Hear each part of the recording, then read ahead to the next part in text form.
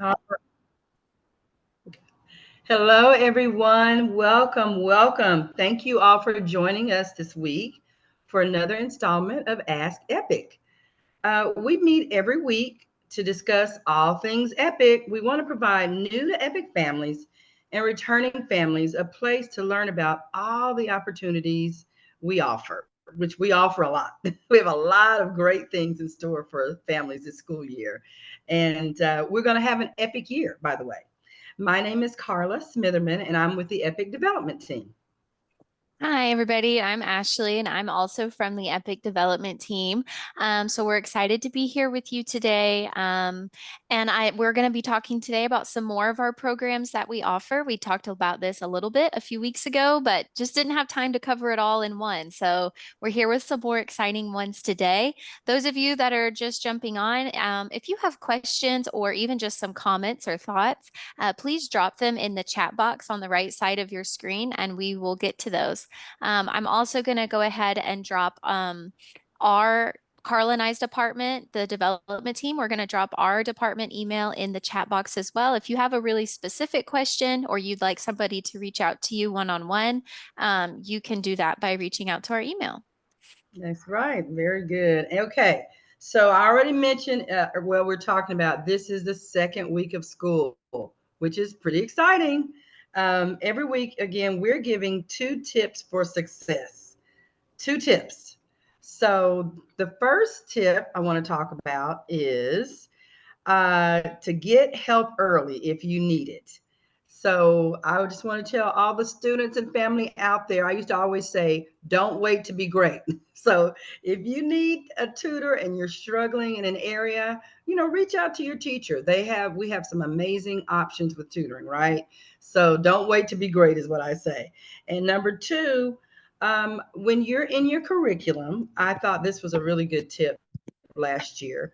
Make sure you're taking really good notes. And I even had some of my students, they would draw pictures by their notes to even help them along the way. So, what are your thoughts about that, Ashley?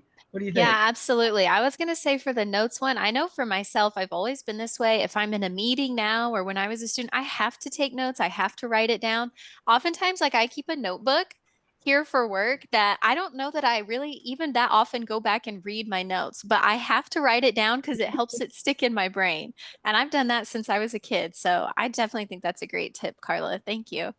You're Okay, welcome. so yeah, so today we're here. We're going to be talking to some representatives from two of our programs. We've got Ben and Leslie joining us, and so we're really excited that you're here. Thank you guys. We are, let's see here. If you guys don't mind, can you introduce yourself and tell us your role here at Epic, Leslie and Ben? Yes, Hingsjay Songo, Leslie Montemere, Jahojifgaro. So hello, how are you? My name is Leslie Montemere, and I am the Native American Programs Coordinator here at Epic Charter Schools. Hello, and I'm Ben Finkbeiner. I'm the Director of STEAM at Epic Charter Schools. Very good. Very good. Well, we're so glad that you all have joined us. Thank you so much for joining us. Would you mind just telling us a little bit about yourselves, about your role at Epic, and how you became a part of the organizations that you are now? I guess I'll go first. Okay. So, Epic started their first Title VI program or Indian Education program last year. And so we are starting our second year this year. And so one way that we find ways to support students is direct feedback from our parents and families. And one of the overwhelming things that they said that they wanted were organizations where students could connect but learn about their culture. And so a lot of our student organizations that we created, we targeted for every grade level so that our students could feel support whether they were in pre-K or getting ready to graduate high school. And that's how we came to be. And then we also provide some academic tutoring or teacher support and then cultural workshops as well. Outstanding. Thank you. How about you, Ben? I began working at Epic about 2.5 years ago when we started our Z-Space program. Z-Space is virtual reality and augmented reality technology that our students have access to and our teachers have access to. And so I've been rolling out our Z-Space program for the last 2.5 years, and now we're expanding that program from just AR, VR only into more STEAM. And for those of you who don't know what STEAM is STEM with an A added for art. And so we're going to be extending a lot of our STEAM clubs as well as our AR, VR offerings. And we're also creating maker spaces, which are STEAM labs in Tulsa and Oklahoma City as well. So we're doing all kinds of things. That's wonderful. We're so excited about the diversity of both of these programs and just some of the exciting things that we're going to offer to our families. And so this is going to be a really great day that you are going to share more information with us. Yeah, absolutely. Thank you so much. I know we had talked about before we got started, we thought those of you that are watching, if you have been at Epic before and you've participated in some clubs or programs, let us know in the chat box which ones worked, which ones you've loved, what you've done in the past, and maybe some ideas of things you'd love to see in the future. We love to hear from you guys and hear your opinions. Okay, so great. Well, we would love to hear. We're going to ask you, Leslie and Ben, some more specific questions and hear a little bit more about what you're doing here soon. But Carla and I first wanted to talk about our basketball program. We have a new leader of that program, Zach Campbell, and he hoped to be here today, but unfortunately just didn't quite work out with his schedule. But Carla and I got the scoop from him because it's different this year. You know, last year we did it one way and now we're kind of revamping it all. And so I got the scoop from Zach, and Carla and I thought we'd share some of that information with you guys. I want to make sure I get this right, so I'm going to make sure here I've got it. Let's see. So yeah, so Zach is in charge right now. And if you have any questions about this, we can provide Zach's email. He said, please, for families that have further questions past today, what we covered today, he's happy to help. So I'm going to put his email in the comments. I'll let you start, Carla. All right, very good. So we're going to convert all you Thunder fans into Comet fans. How about that? This is going to be the new basketball in town. Our Comet basketball team is going to take a huge upswing. Anyway, so our basketball team will be formed based on location and grade. They have 6 regions that they will pull players from. 3rd through 4th grade plays together. 5th and 6th grade play together, and 7th and 8th grade. And then, of course, our 9th and 12th grade forms the high school division, which is pretty amazing. Awesome. Yeah, thank you. And so there are some requirements for playing. Number one, it's age, right? You have to be at least in the 3rd grade to play. Another requirement that we have there's some forms that have to be filled out, just like with any other sport that your student plays. There's different, I think it's a waiver of some sort. It's a physical, things like that. So there are things that have to be filled out in order for your student to play. Those forms are on PowerSchool. So they're pretty simple to find. And here later on, I'm going to link the basketball website so that if they've got a nice little step-by-step of how to access the sign up and all the forms. Our deadline to sign up is October 6th. He said they're going to try to start forming their teams around October 6th. So if you want to join, that's creeping up on us quick. It's already somehow almost September. I don't know how. So October 6th will be here before you know it. Great news. Families always want to know, is there any cost? So the registration fees for basketball are going to come from your learning fund. So no out-of-pocket cost for that. Families will be responsible for paying for the uniforms. You cannot use your learning fund for that. And you're looking at spending about, I think Zach said the estimate was around $60, but these are uniforms that you get to keep forever. You know, if your student's in the 3rd grade and plays again in the 4th, if they don't have a major growth spurt, maybe they could wear that uniform again next year, right? But that's always, you never know with kids. Okay, and then each coach is going to form their own practice schedule. So we can't say exactly yet right now what your schedule would look like if you join basketball, because the coaches are going to come up with that. And then let's see what else. Oh, the teams will be formed by location. So there's 6 different regions that we're going to pull from: Oklahoma City, Tulsa, and a few other regions. And that's how they'll form the teams. And then let's see, what else did I have here? Oh, Oklahoma City, they've already found a league for our Oklahoma City region students to play in. It's a winter league that runs from December 1st through February 24th. And he said that games are going to be Friday evenings and Saturday mornings. So not too bad, just a little slice of your weekend. And he said that he's currently working to find similar leagues for our other regions in the state outside of Oklahoma City.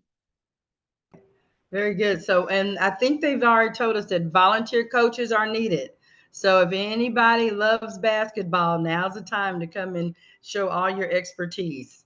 And I think you said, Ashley, you're going to share that basketball website. Okay, thank you very much. Appreciate that. Students are going to be allowed to participate in activities like team sports. This is what I want to emphasize to families because I don't think there's so much great value that families gain and students gain from investing their time and energy in student organizations like basketball. You learn great things like leadership, discipline, communication. I think sportsmanship is really high up there too. Learn how to share and play fairly. I mean, there's nothing like it. So we're just excited to watch this basketball program grow. Yeah, awesome. So let's shift gears now. If you have questions about basketball, please drop them in the chat. Carla and I can't promise to know the answer. We're not the expert. We don't have Zach here, but we can promise to get you the answer or get you connected with Zach, who can definitely give us the answer. So please, if you have questions about that, let us know. Leslie, we're going to shift gears now and we're going to talk with you. So we're really excited. You kind of sent us some information earlier to kind of review, and we were really excited. There's clubs, there's organizations, Epic Live courses. There's so many great opportunities for our Native American population, but honestly, even beyond that, any student at Epic, could participate in some of these, like the Epic Live course I thought was really neat. So we're really excited to hear what's going on with that. And we would just love if you could tell us a little bit more about what you guys offer. And first, why do you feel like this is what benefit do you see this for our families? What is the value for our families, would you say? I think one thing that our program does, or at least we strive to do, is build a stronger connection with the Epic family. I mean, they do so much great things to support, but again, we're only so many people with so many hours in the day. So what our program tries to do is bring in that cultural component to bring a stronger sense of bond with our school community. And so I love being at Epic because they've been so supportive of our program from the very beginning. They're a big part of our foundation and how we got started here. So Epic wanted us here, families wanted us here, and that's how we came to be. And so we continue just to grow that partnership. But some of the things that we do, like you said, we have student organizations at every grade level. We start with pre-K, doing read alouds all the way through high school. We try to work on our STEM focus as well. We have an Indigenous Endeavor group. We're just getting started with that. We're not nearly as advanced as Ben and his group, but we definitely try to provide that to our students. But one of the main things I think that's unique to our program is we constantly seek out feedback from all stakeholders. So parents and students, how is it working for you? Is there somewhere else that we need to focus? And teachers and staff as well. If there's something that we can provide or a place where we can lend our hand, we definitely want to shift our focus so it benefits both of them. Awesome. That's great. I love that. I think, I think that's common at Epic. I know we're constantly asking for feedback from our families about what they're needing, where could we improve. And so I love that that's been extended over to your program as well. Do you mind explaining? I know I wrote down here, we've got the Warrior Book Club, and then it says Third and Fourth Native American Club. Could you tell us a little bit about those? Specifically, what ages are able to participate in those? Yeah. So for our student organizations, the Warrior Book Club is focused for pre-K through second grade. And so one of our team members, Jessica Thompson, who was an Epic teacher and she transitioned to our team last year for a region specialist, she picks an Indigenous book each week to read aloud to the kids. And her focus is just to introduce them to that culture because some of them grow up not knowing or understanding their Native heritage. So she wants to introduce that to them, talk about different topics, and just encourage their growth and understanding when it comes to that. And then she expands on this in the month of November, and we usually try to go to the VLCs and read aloud to all Epic students. So whenever we do things with our students, we always look at how can we expand it to reach all Epic students, and that's one way that she does that in November. With our third and fourth grade club, at this time, we all kind of reflected on our public school years, and we were trying to remember what would have helped us as Native students in a public school setting. And a lot of us said, at that time, we were going through some school activities that didn't really foster a positive identity when it came to our Native culture. So we kind of wanted to reverse that and mend those negative interactions some of us might have faced. So we bring about knowledge of all the Oklahoma tribes to all of our 3rd and 4th grade students. And we talk about the homelands of where they originated, how they came to be in Oklahoma. We talk about different aspects of regalia so students can learn about their own tribes or other tribes. And sometimes it gives them a space to be confident in what they know in their homes and talk a little bit about what they do on the weekends and ceremonies and traditions that they participate in. So we've seen some confidence in those areas as well.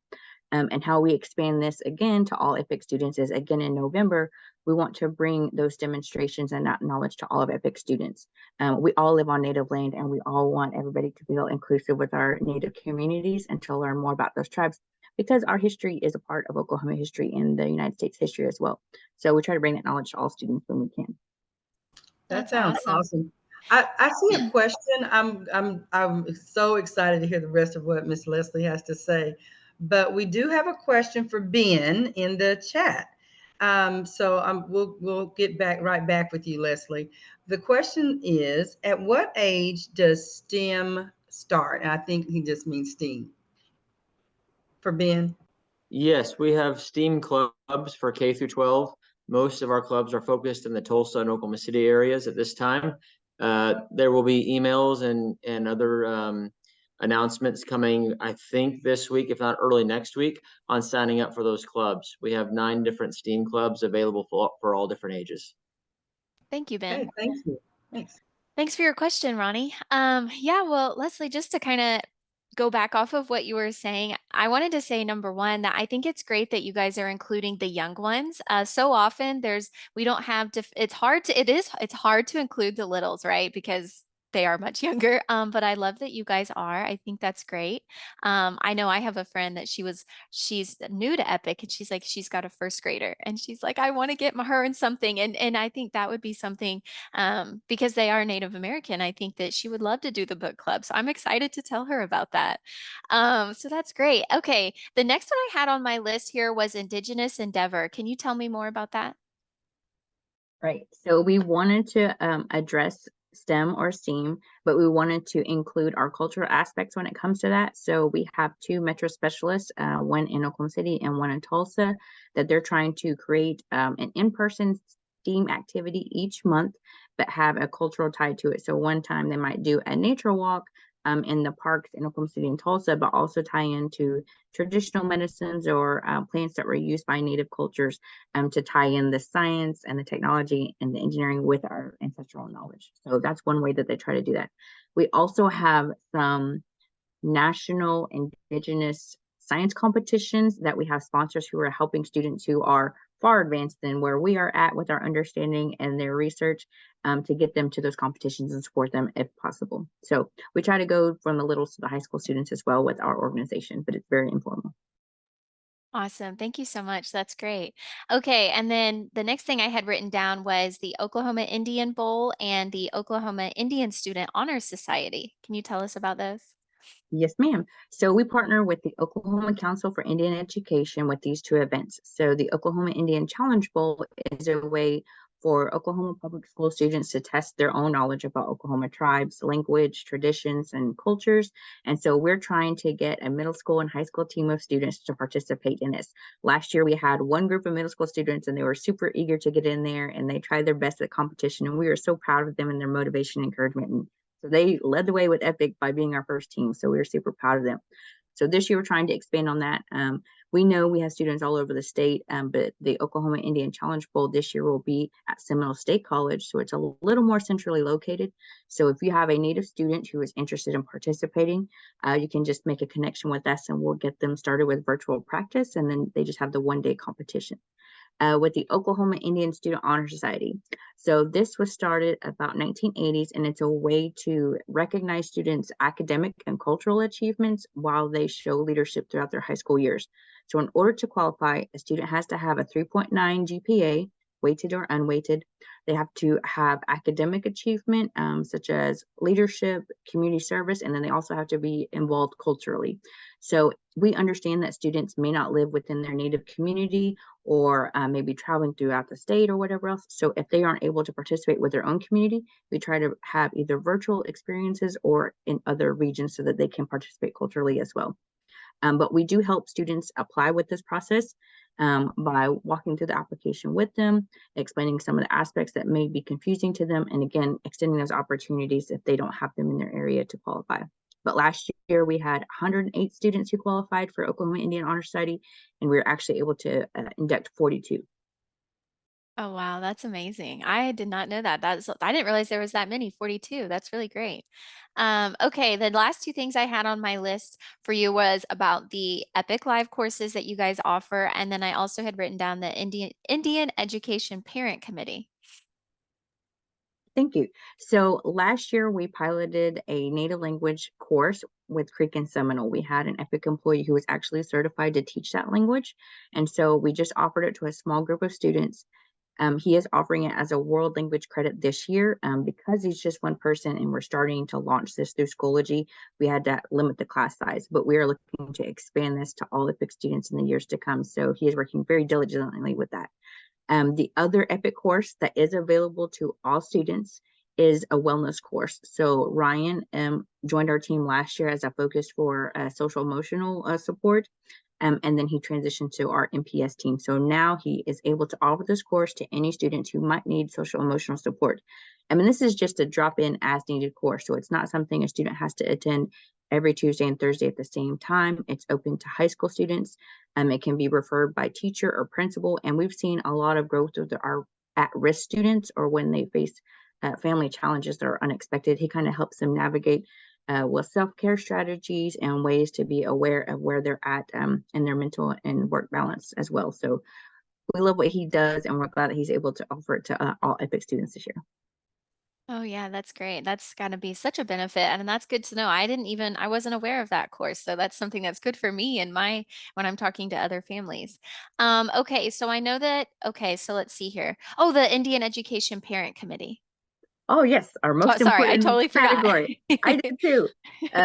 So I always say our parent committee is our most important part of our program. Like I said in the beginning, based on their feedback and what they want us to do to support their students, that's how we develop our program.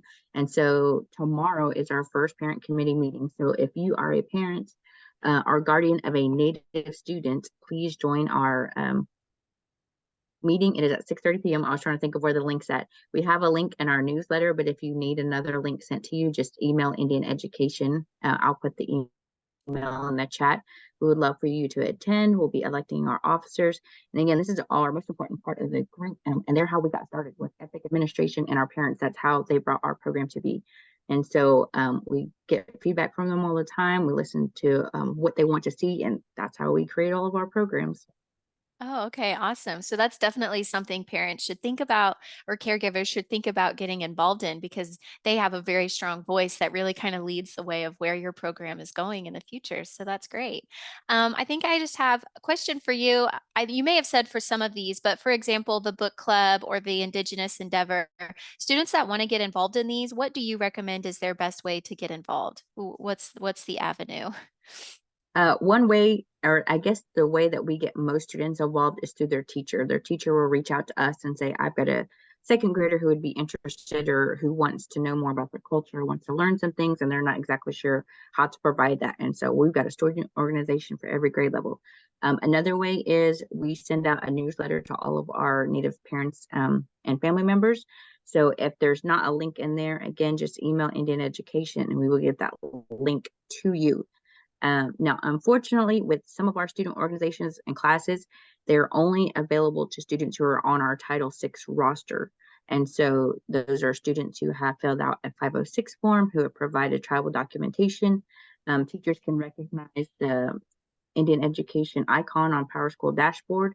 And so that is one that's open to them. But again, we try to offer all of these opportunities to all EPIC students throughout the month of November. Awesome. Thank you so much.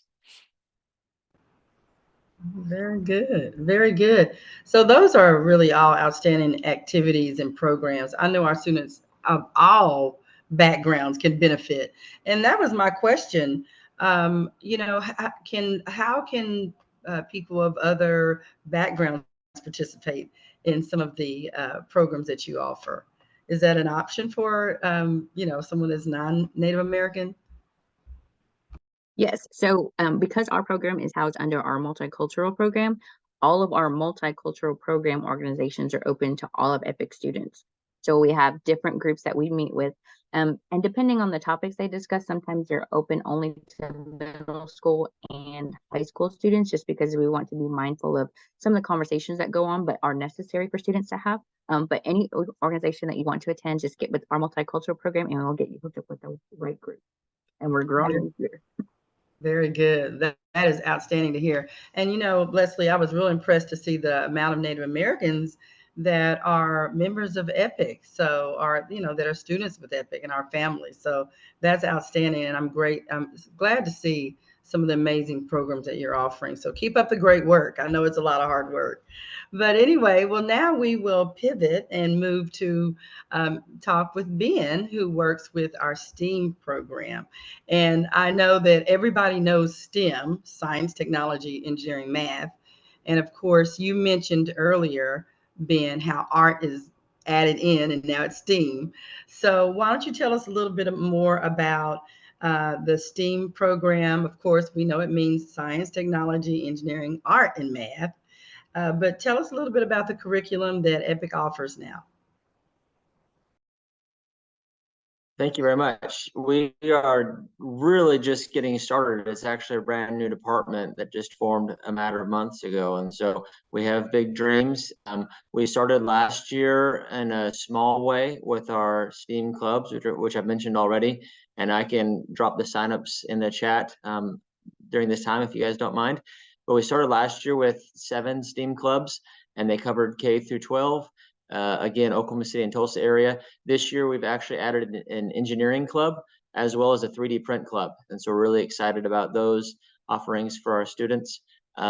We started off in the AR VR space. And so we use the technology called Z-Space, which if you're near a Z-Space computer lab, you can come in with your teacher and you learn science in a virtual reality space, which is pretty cool. And then we're adding this year Merge Cube. Each of our teachers are getting a Merge Cube this year. And Merge Cube is more augmented reality technology, which we're pretty excited about, and training will be rolling out on that soon. And then also we're transforming 2 of our computer labs into what we're calling STEAM maker spaces. And they're places for students and for teachers to come and create and destroy and learn hands-on for all ages, where we're going to have STEAM kits and all sorts of different we're just gonna have it stocked with things as simple as cardboard and scissors and tape and glue and cotton swabs and all of that, so that we can perform all these fun science experiments. So that's kind of some of the things that we're doing. Many of them exist already. Many of them are going to be implemented in the coming weeks. That's awesome. That's really exciting. I was not aware of the maker space. That's really cool. I have a lot of questions for you, Ben, so I hope you're ready. As long as You it's easy. mentioned, yeah, I hope so. You mentioned the 3D printing club and the engineering club. What grades are able to participate in those? Both of those are 6 through 12. Okay. And but one of them, the 3D print club, meets online 3 weeks, followed by in person in Norman for 2 weeks. And the engineering club is middle school and high school, and it's in I believe it's at 50 Penn. I just there's a sign up form and information sheet that I just put in the chat, and you can click on that, and that's how you can enroll. It is first come, first serve. All of our STEAM clubs are first come, first serve. And so as long as there's a seat available, sign up as quickly as possible. Awesome. That's great. Okay, and you said that the engineering club like 3D printing club where it's partly in person and partly virtual? Sorry if you said that. No, it's okay. Yeah, the rest of our STEAM clubs are all in person. They meet Oh, for 5 gotcha. consecutive Okay. weeks. All of our clubs meet for 5 consecutive weeks. And then at the end, there's like a final project and a final thing that they do. And then we have STEAM clubs at each semester. So we have 9 this semester. We'll have 9 more next semester. Awesome. And then the makerspace that you mentioned, is that something that students can go to on their own, or do they have to be with their teacher? How does that work? At this time, it's with their teacher. And so if they want to do ZSpace or MergeCube or any of the Makerspace stuff, they're able to come in with their teacher. We hope that in the future, we'll have someone that's in the lab at all times that's available for students to come in without their teachers. But at this time, it's reserved through their teacher. Okay. And for those things, so like the Z space and the maker space, would you say there's a recommended grades of what, like could a first grader go in and participate in Z space, or what would your recommendation be there? Yeah, we have hundreds of lesson plans, hundreds of activities for K through 12. And so we have a lot of kindergarten students that love it, and then also plenty of high school students that love it. I would say the sweet spot for the most content and the kids that like it the most is probably third grade through ninth grade. That's probably the sweet spot, but we have kids as young as pre-K that just really love it. It's very intuitive, it's technology, and so it's very intuitive for our students, where they grab objects from the screen and pull it out. They wear 3D glasses, and you have a stylus, and you go into the screen, pull objects towards your face, and you can move your head around and move your wrist around, and you can see objects seemingly in 3D using ZSpace. Oh, that sounds fun. I'm ready to go out and try it myself. I'm The going to kids show do up at, love it. and did you say there's Oklahoma City and Tulsa, correct? Yeah, so each of our VLCs have labs, and then 50 Pin has a lab. Logan Building has a lab as well. Awesome. I'll be at 50 Pin this week to check it out. Good. And then MergeCube is also exciting. It's a similar thing, but it's new this year. But MergeCube, each of our teachers will have a MergeCube. And the way that MergeCube works, it's augmented reality. And so, for example, you're holding a phone and then you hold a MergeCube, which is simply a foam cube in front of the phone, And then I can move my MergeCube like this. But instead of, when I look at my phone, instead of it being a foam cube, it's transformed into a globe or into a frog or into a brain or into a heart. And then I'm able to place that heart around the room. I'm able to inspect that heart. I'm able to dissect the heart, all using the simple MergeCube and a simple phone app that each of our teachers will be equipped with this semester. Awesome. And so the teachers, if I understand correctly, they can use that. They don't have to be at like a location. They can do that anywhere, right? That's correct. The teachers can do that anywhere, and the students will have access to that as well, because students are able to print a PDF stencil out, and then they tape the stencil together. And so now they have a paper cube, and they too can look at everything that teacher looks at using their own Chromebook or using a phone, and then using their paper MergeCube. So teachers and students will be able to interact together using this augmented reality. Oh, that's exciting. And maybe a lot less traumatizing than like when I was in school and we literally had a dead frog on the table that we were dissecting. A lot less messy, a lot less traumatizing. I love that. So that's really cool. Let me Yeah. think. So for any of your clubs, you may have said this. Oh, we have a question here. Will every student have a MergeCube? So every teacher has a MergeCube, and from what I understand, students will have an account that's attached to MergeCube. For a student to have a MergeCube, they can purchase one, which they're actually relatively cheap. What's expensive is the apps, and I believe that all of our students will have access to those apps. But for a student to get a free MergeCube, essentially, they will print off a PDF stencil. You cut it out, and then you fold it, and then when you fold it and tape it together, you have a cube, and it functions in the same way that the foam cube works. So each student can have a cube for basically free. It's just a matter of putting it together in paper. But students will have access to all of the applications that teachers have. Oh yeah, that's really cool. I don't know. I wish I would have had something like that growing up. And so that's neat. They could make it once and then they could take it home and they could continue on those activities they started with their teacher at home. So that's really awesome. That's right. I Okay. think it's going to be a really fun way to engage the kids for sure. Yeah, absolutely. And like I said, I'm gonna be up there. I'm gonna go steal me a MergeCube. Me and Carla will have to. Um, just kidding. I'm not stealing anything. Just make my own. But okay, I meant to ask this earlier in regards to your clubs. Are there any, I know that there's an age requirement for the ones that are for the older kids. Are there any other sort of requirements, or is it strictly just an age requirement? strictly age, and then it's first come, first serve. There's Oh, that's 25 right. seats in each club. And so whoever signs up, those first 25s are the ones that we're going to be able to take. If you sign up too late, then I'll keep your email. And then the next semester, I'll be able to email you and get you on like an early list where you'd be able to sign up. Each of those clubs are ran by EPIC teachers. And so each one is unique in its own way. One of the teachers focuses on math and specifically statistics. Another teacher is very interested in like inventors and inventions in history. And so they do STEAM activities through inventions. Another one is very specific art. And so each teacher has their own kind of spin on what they want to teach in the realm of STEAM. Awesome. And I see your question, Jody, where I'll get that in 1 second, but I was just going to say, you shared this link, Ben, to your flyer, and it's got all these clubs listed out and kind of what they do. So I see what you're saying. They all kind of have a different theme of what they're doing. Jody's wondering, she Yes, there's says, different in each one.